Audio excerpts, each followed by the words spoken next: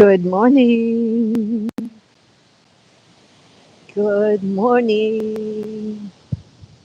Good morning. And welcome to the Summer Sunrise Yoga Series with yours truly, Sally Stryker. I'm so happy. That's a lot of S's, isn't it? I am delighted to be with you today and to practice this beautiful thing we call yoga for 30 minutes and take care of our lovely bodies this way. All right, let's settle in. I'm going to change my leg because I'm going to put that strange leg in front so that I'm rebalancing my body. I hope this isn't making too much noise on those beats. And we're going to come into a comfortable position. Start to think about inhaling deeply from the nostrils. Exhaling deeply from the nostrils. Sitting up really, really tall. Make sure that you push your occipital bone. That's that little knob at the back of your head there. That's called the occipital bone. Push that up towards the sky. That's going to give you a nice long spine. Inhaling deeply, feeling the sides of the rib cage. We were playing with that yesterday. Opening up the sides of the rib cage. Deeply breathing, lengthening the spine. Bringing the hands into Namaskar Mudra. And let's take a moment to invite some silence into our lives.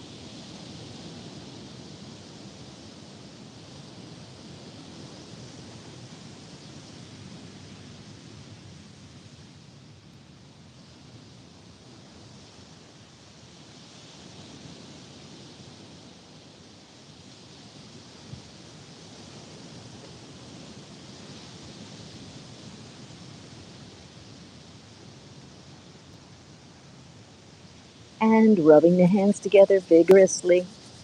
Heating up the palms. Bring the warm palms over the closed eyes. Inhale deeply through the nostrils. Lengthen the spine. Lengthen the back of the neck. Push that occipital bone up towards the sky. Inhale deeply through the nostrils. Keeping the mouth closed. Open the eyes behind the palms. Circle the eyes to the right. 10, 9, 8, 7, 6, 5, 4, 3, 2, 1. Close the eyes. Relax the eyes. Inhale deeply through the nostrils. Lengthening the spine. Exhale through the nostrils. Open the eyes again. This time we're going to circle to the left. 10, 9, 8, 7, 6, 5, 4, 3, 2, 1. Close the eyes, relax the eyes. Inhale deeply through the nostrils.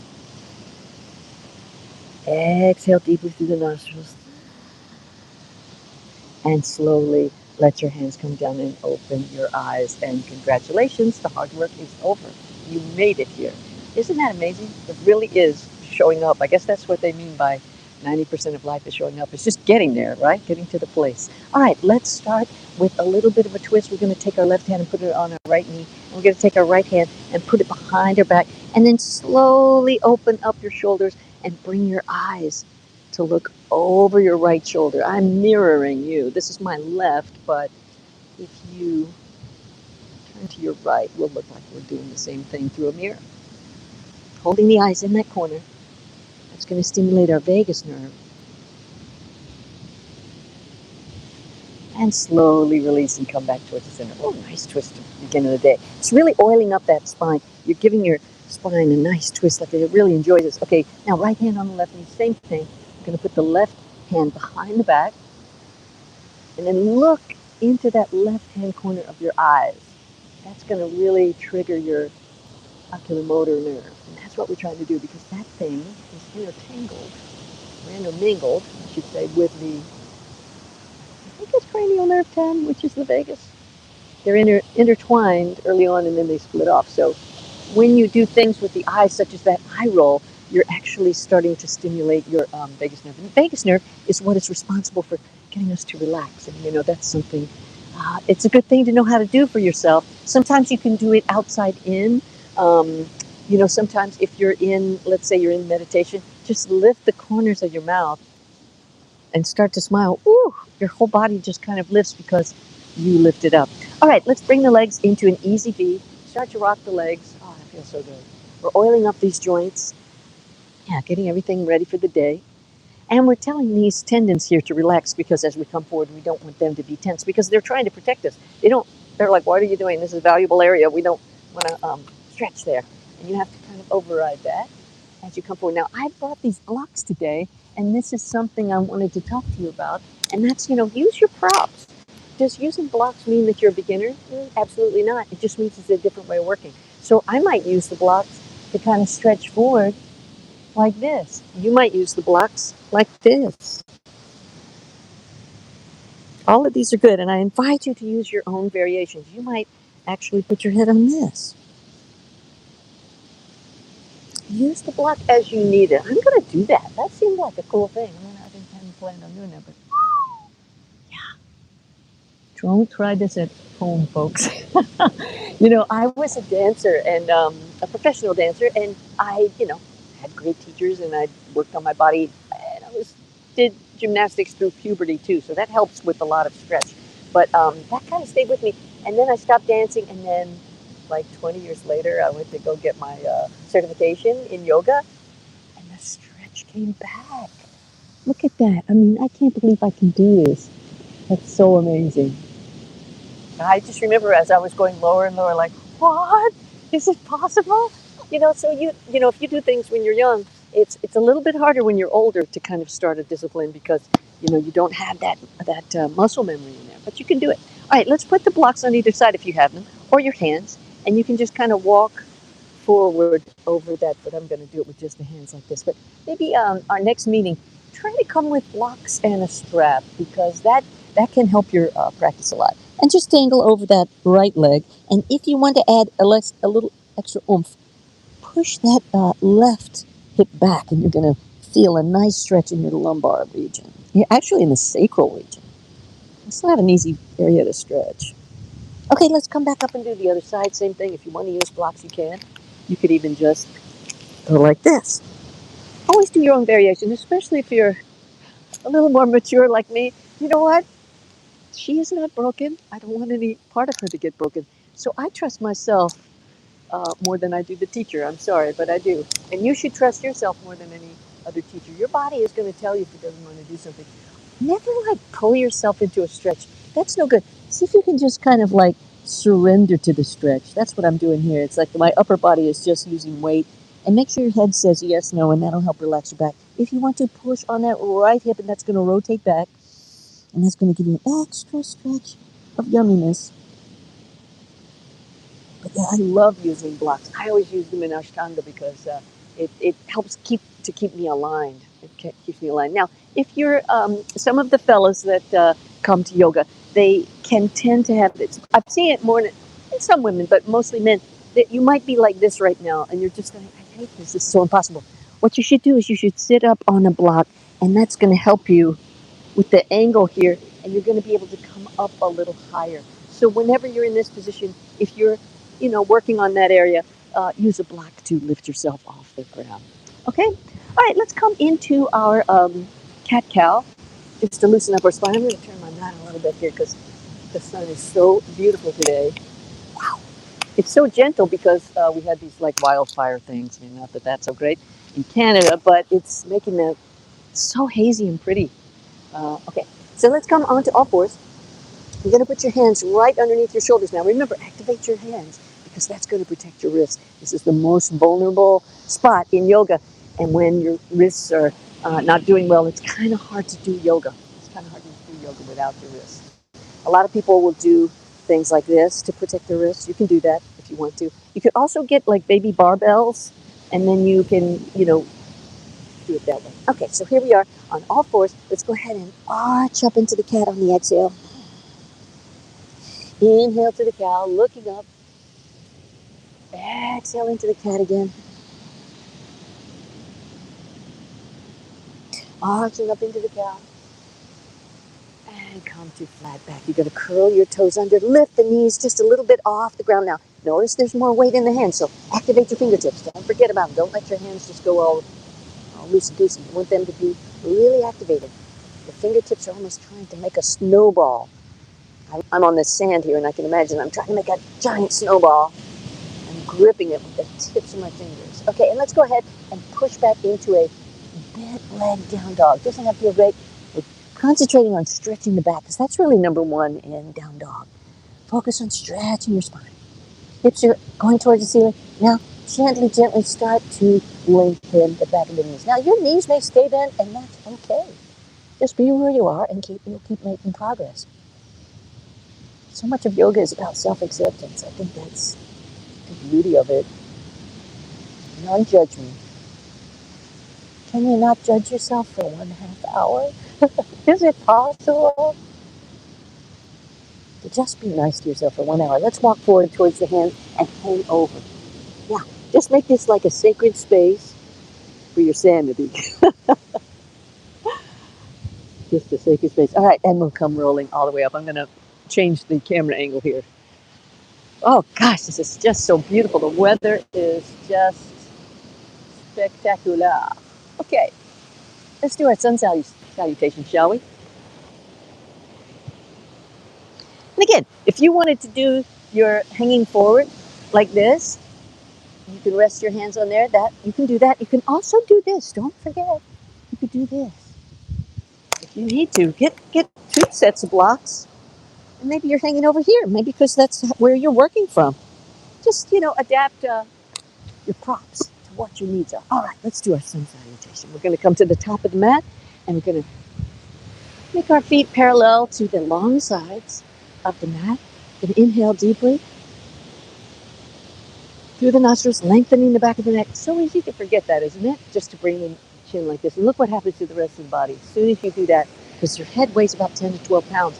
And when that ball is off, your whole body is totally connected. And when one part is off, it really affects the rest of your body. So lengthen the back of your neck. That's a good way to start improving your posture, is to just simply lengthen the back of your neck like that. I'm going to show you another one. I just thought of that after we do our sun salutations. Okay, so feeling the feet. Let's move the weight back into the heel, into the toes. Finding, can I be over the arch of my foot? You should be able to go up pretty easily. If you have to move forward to go up, you're in your heel. Okay? And if you have to go back to go up, you're in your toes. So try to get over that arch. That's how your foot was designed, to support your body over that arch. And you want to work with the construction of your own body. Okay, so we're going to inhale. We're going to arch up and look up. Exhale, falling forward over the legs, Uttanasana. Hands on the shins, inhale.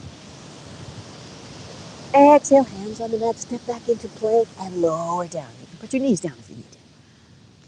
Inhale up into cobra. Curl the toes under and push back into down dog for 2 breaths. Here we go. Inhale. Exhale. 2. On the inhale, you're going to walk forward and go on ahead and put your hands on the shins. Inhale. All one movement. Exhale. Over the feet again. Nice stretch. And reach all the way up to the sky. If you want to, arch back. Inhale into the Namaskara Mudra. This last trip that I went to India, I was working with the master, Rahul Natyal, and he's amazing. If you go to Rishikesh, he's amazing. And we were going over the 3 forms of sun salutation. So maybe we'll do that on Monday. I'll show you the 3 forms, because it's really interesting how different it can be. Let's do it again. This time it's going to be in silence. And I invite you to simply follow your breath. And I always hear that, but what if you went after the breath? What if you start to inhale, and then your arms go up? You start to exhale, and then your arms go down. Let's see how that would feel, okay? So we're going to do that, and I'm not going to say anything, and we're going to do 2 rounds. So if you get lost, just look on screen. You'll see what I'm doing. And do your own pace. I want you to feel your breath, all right? So here we go.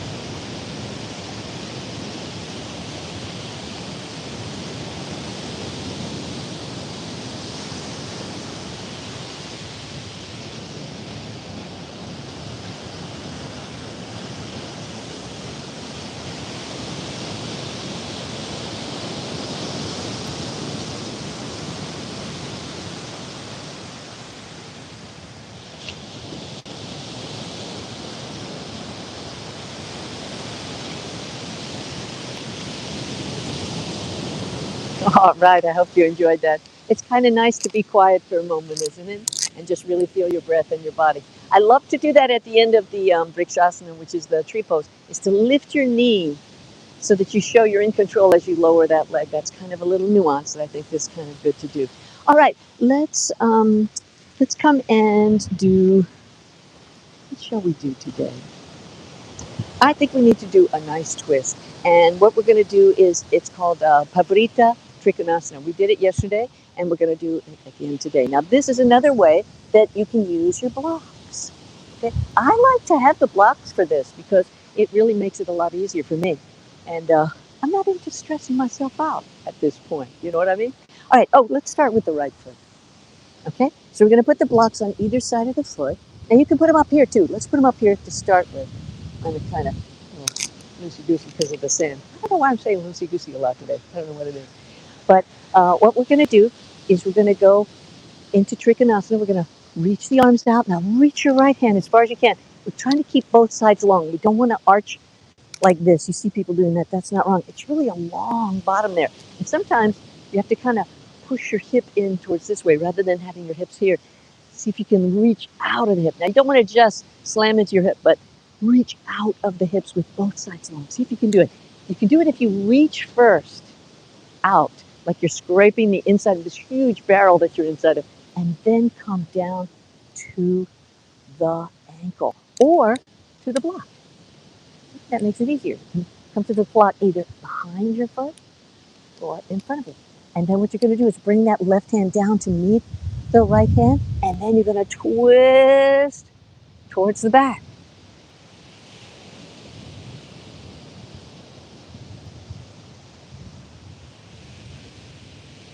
Bring the right hand down to meet the left hand. Left arm goes back up, back to coming up, and now let's change the blocks to the other side. So you can use it when you're on that other side. Just put your hand on there. It makes it a lot easier. And then I can sort of concentrate on the twist rather than being stiff trying to do the pose. I can sort of let other parts relax. Let's do the other side. We're going to stretch our arms out to the left and make sure you reach out first. That's going to keep that side long. You'll see the masters, sometimes they go like that with their arm. But go reach out. Your hip's going to kind of go in a little bit, and you're going to find your ankle or your block if you have one. And then you're going to bring that arm down to meet the other one and twist in your pavrita. That is your Sanskrit word for the day. It's pavrita, which means twisted or revolved. And coming back up to our triangle. And coming back with our arms this way. Okay, let's come back down onto the ground. I want to do some stretches. I brought these straps with me today. Today is kind of about props. Let me change the zoom now.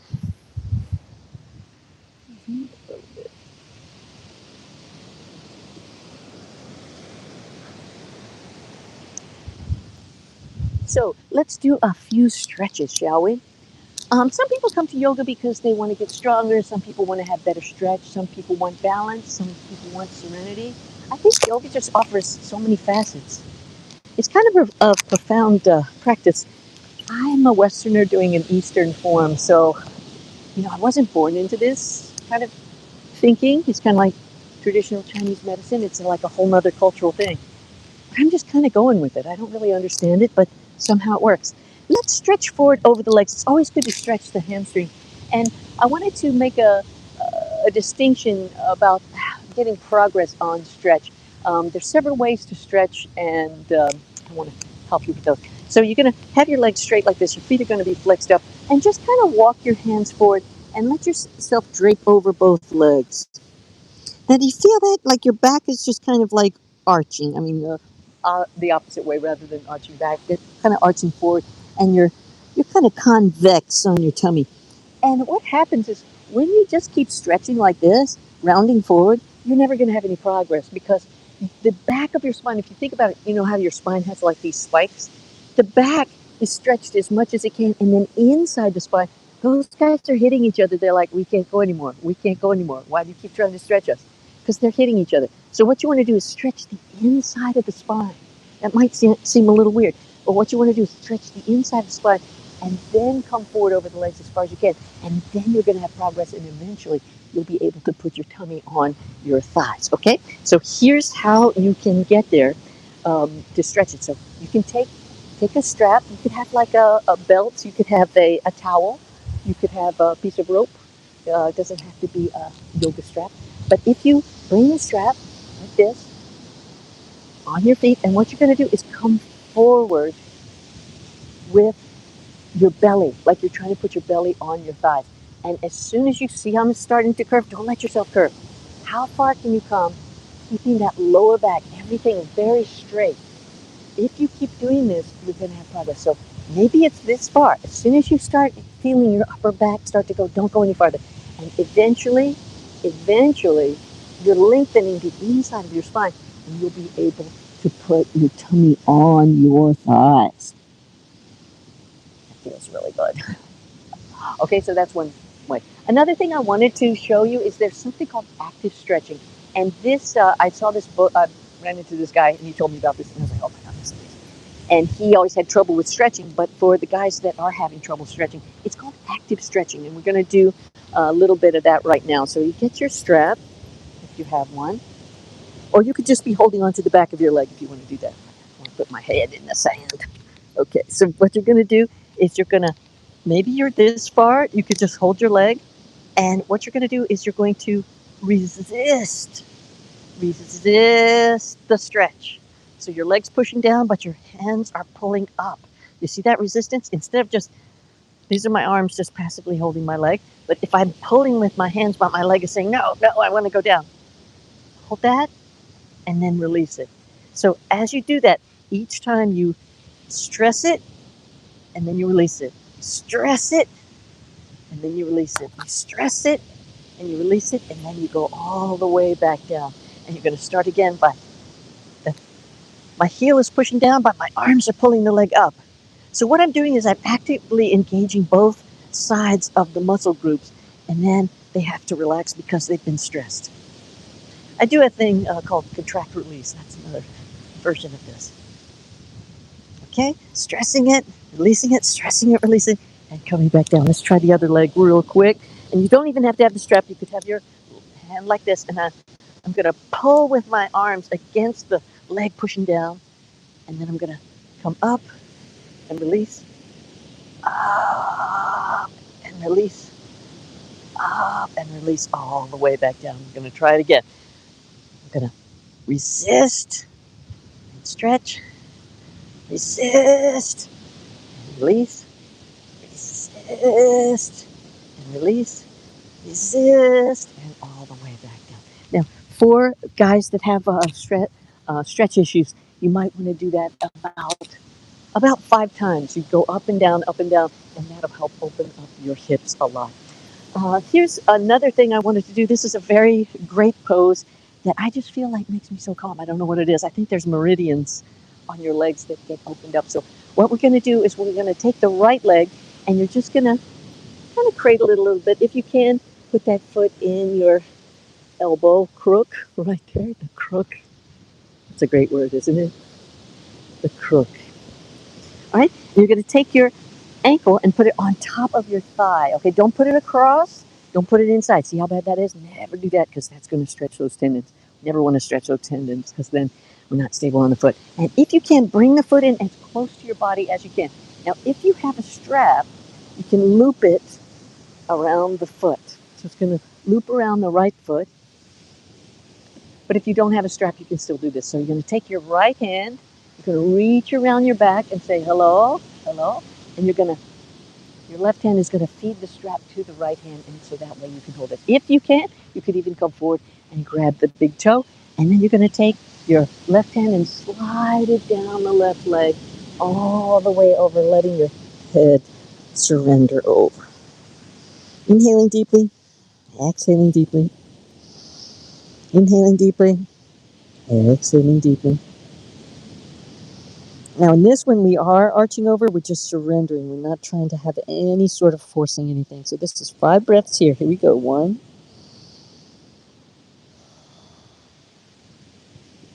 2. You also could put a block under your knee if you need to.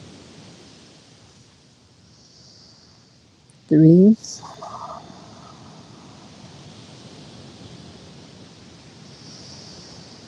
4,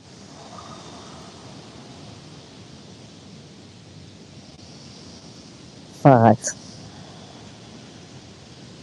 And slowly come up. Isn't that great? When you do that 5 breath sequence, it really makes you have to slow down and do it. Okay, let's do the other side, and then that's it for today. Let's take our ankle, put it on the thigh, on that muscle, on your quad. Don't put it across. Don't put it in here. Put it there. Bring it close to your body as much as you can. If you have a strap, you can put it over the foot like this. The tail's going to go back behind you like that. Your right hand is going to hold onto the strap. Your left hand is going to come around your back and say hello. You could just have it here if you want to. You don't even have to use the strap. Or if you have the strap, you can hold on to the strap. If you can, you could grab your toes. Okay, so now you're going to slide forward over the right leg, letting your head drape. 5 breaths. Here we go. 5, 4, 3, 2, 1.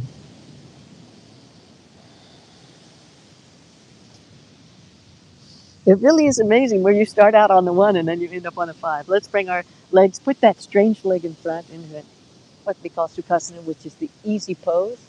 Bring your hands into Namaskara Mudra, closing the eyes. Gosh, that went fast, didn't it? 30 minutes? So fast. Just a little time to take care of ourselves. And I invite you to acknowledge yourself because you've just created an undeniable demonstration of your love of your body and your health. And when you take care of yourself, you can help other people. Rubbing the hands together vigorously, heating up the palms, bring the warm palms over the closed eyes. Inhale deeply through the nostrils, lengthening the back of the neck. Try to remember that for the rest of the day. Lengthen the back of the neck. Breathe out through the nostrils and slowly open your hands. And thank you so much for sharing 30 minutes of your eternal now with me. I'm really honored that you're here and so happy to be doing this series. I look forward to seeing you on Monday, 6:30, same bat time, same bat channel. If you're my age, you remember what that means. um, Looking forward to seeing you next. This was week 1. We've got 7 more weeks, and we're going to be at another beach. Oh, I didn't say. Did I say the beach? I'm at WYANDANCH today. Yeah, this is the next one, the 5th beach up from Cooper's, and we're going to go. I forgot what the next one. Maybe it's Flying Point. Is the next one? I think. I love that Anthony Bourdain. If you ever saw, he had like this shirt that he always wore that said Flying Point, New York. I'm like, that's my hood. That's my hood. He's got the sweatshirt in there. Okay, so anyway, I will see you on Monday, 6:30. Aloha. Buongiorno. Have a great day. Congratulations on good efforts.